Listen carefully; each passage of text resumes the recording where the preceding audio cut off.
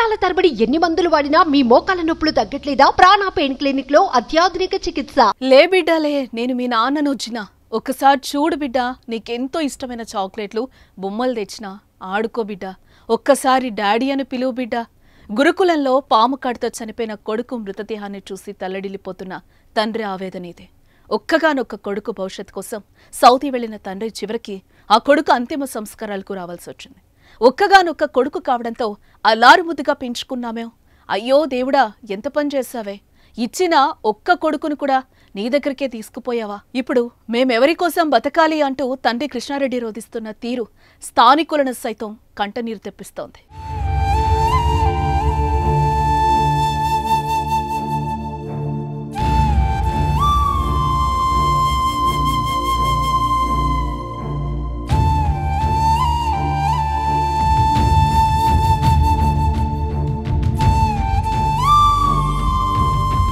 జగిత్యాల మెట్పల్లి మండలం పెద్దాపూర్ గురుకులంలో బొప్పాపూర్ గ్రామానికి చెందిన యలమాడల అనిరుద్ 6వ తరగతి చదువుకుంటున్నాడు.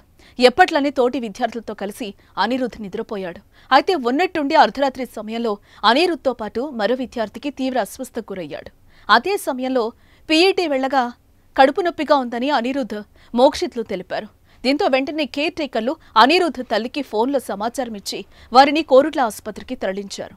అక్కడ వైద్యులు చికిత్స చేసిన తర్వాత వారి పరిస్థితి విషమంగా ఉందని తెలపడంతో వెంటనే జిల్లా కేంద్రంలోని ఆసుపత్రికి తరలించారు. అప్పటికే విషయం తెలిసి వైద్యుడు కూడా కోరుట్ల ఎమ్మెల్యే సంజయ్ విద్యార్థుల పాము కాటుకు గురయ్యుండొచ్చని, అందుకు తగిన వైద్యం చేయించాలని ఆర్మూర్లో వైద్యులకు సూచించారు. అప్పటికే పరిస్థితి చేయి దాటిపోయింది. పరిస్థితి మరింతగా విషమించడంతో యలమాడల అనిరుద్ మృతి చెందాడు.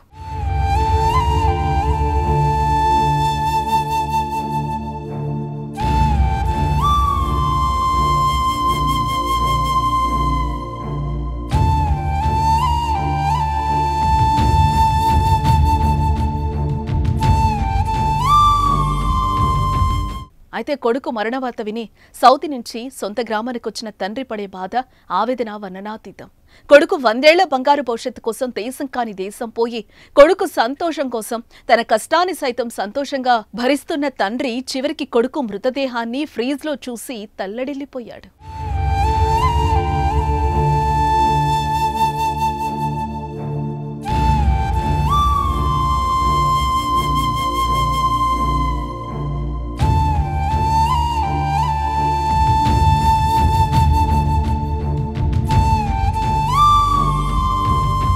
ఒక్కగానొక్క కొడుకు అని బాగా చదివించాలని దేశం కాని దేశం పోయి కష్టపడుతుంటే నన్నే విడిచి వెళ్ళిపోయావా అంటూ తండ్రి తల్లి గుండెలవిసేలా రోధిస్తున్న తీరు కలిచివేస్తోంది.